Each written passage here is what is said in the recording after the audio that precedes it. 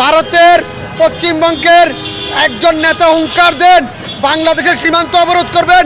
আরে বেটা, আমরা মুসলমান, একবার যদি খেপে যাই, একবার যদি মুসলমান প্রস্তাব করে দেয়, তোর পশ্চিমবঙ্গ বেঁচে যাবে। বাংলাদেশের মুসলমান ইস্পাতের চাইতে কঠিন, তাদেরকে আল্লাহ ছাড়া কেউ দাবিয়ে রাখতে পারবে না। 90% মুসলমানের দেশে এরা সাহস পায় কোত্থেকে? 17 বছর এই চারক সন্তানেরা ছিল কোথায়? এরা কোথায় ছিল? আমার মুসলমান ভাইকে জবাই করে হত্যা করেছে, রক্ত টকবক করছে। এই সন্ত্রাসী সংগঠনে শেখ হাসিনার পাকশালী আওয়ামী লীগ প্রবেশ করেছে।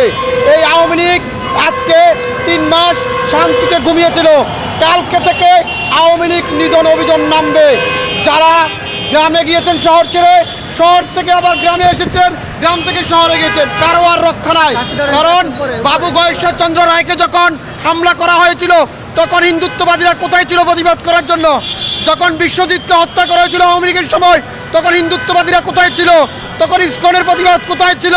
যখন চট্টগ্রাম মেজবানে 8 জন ব্যক্তিকে পায়ের চাপায় মেরে দেওয়া হয়েছিল আওয়ামী লীগের মেজবানে, তখন হিন্দুত্ববাদীরা কোথায় ছিল? কোথায় এত সাহস পেল?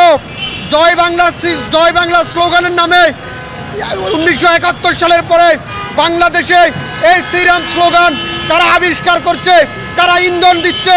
তাদেরকে আগামী 72 ঘন্টার ভিতরে যদি চিহ্নিত না করা হয়, তাহলে এর প্রতিবাদে প্রয়োজনে দেশে হরতালের মতন কর্মসূচি হবে। ভারতের পশ্চিমবঙ্গের একজন নেতা হুঙ্কার দেন বাংলাদেশের সীমান্ত অবরোধ করবেন। আরে বেটা, আমরা মুসলমান, একবার যদি খেপে যাই, একবার যদি মুসলমান প্রস্তাব করে দেয়, তোর পশ্চিমবঙ্গ বেঁচে যাবে। এটা সবসময় মাথায় রাখতে হবে। কারণ বাংলাদেশের মুসলমান ইস্পাতের চাইতে কঠিন, তাদেরকে আল্লাহ ছাড়া কেউ দাবিয়ে রাখতে পারবে না।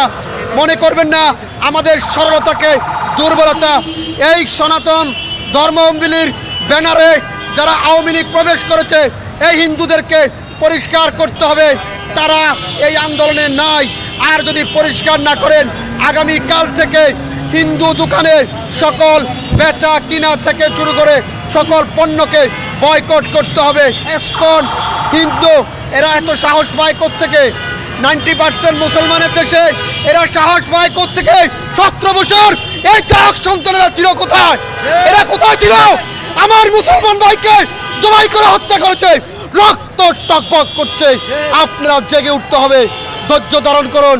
সরকারকে বলছি, আপনি যদি ব্যর্থ না হন তাহলে গদি ছেড়ে দেন, আর যদি সফল হন 72 ঘন্টার ভিতরে এই হত্যাকারীদের গ্রেফতার করে দৃষ্টান্ত স্থাপন করুন 90% মুসলমানের দেশে।